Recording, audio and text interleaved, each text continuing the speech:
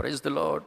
ఈరోజు దేవుని మీతో పలుకుతున్న మాట, చూడుము నేడు నేను జీవమును మేలును మరణమును కీడును నీ ఎదుట ఉంచి ఉన్నాను.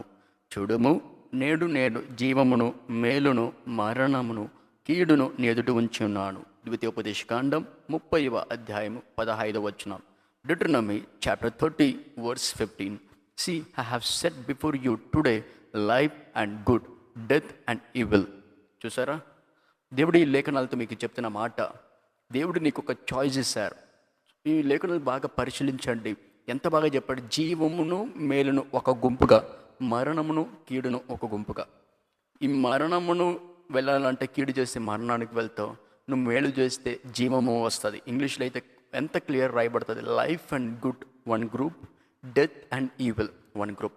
టుడే మీరు షాపింగ్ వెళ్తారు, ఎక్కడికి కావాలంటే వెళ్ళినప్పుడు మీరు ఎంత బాగా మంచి చాయిస్ తీసుకుంటారు చెప్పండి.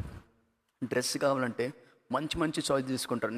నీ బడ్జెట్ ఎంత ఉంటుందో అంతవరకు ఆ షాప్స్లో వెళ్ళి మీరు కొంటారు, అవునా లేదా? అంత మంచి జ్ఞానం ఉంటుంది.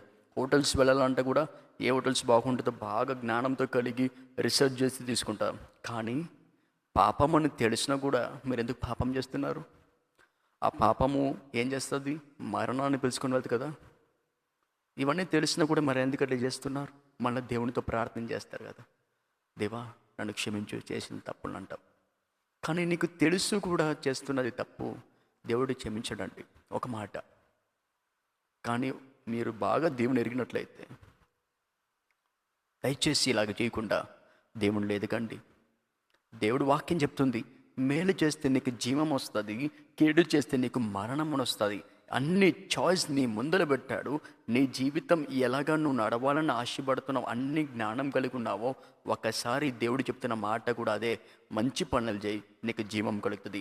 నేనే సత్యము, నేనే జీవము, నేనే మార్గం అన్న దేవుడు లేఖనాలతో రాయబడినట్టుగా మంచి పని చేస్తూ దేవుని వాక్యంలో నడవండి. దేవుని మిమ్మల్ని ఆశీర్వదిస్తాడు. కీడు చేసి మరణాన్ని పొందుకోవద్దు. కాబట్టి ఈ జాగ్రత్త కలిగి ఈరోజు నడవండి. దేవుని వాక్యం దీవించును గాక. God bless you all.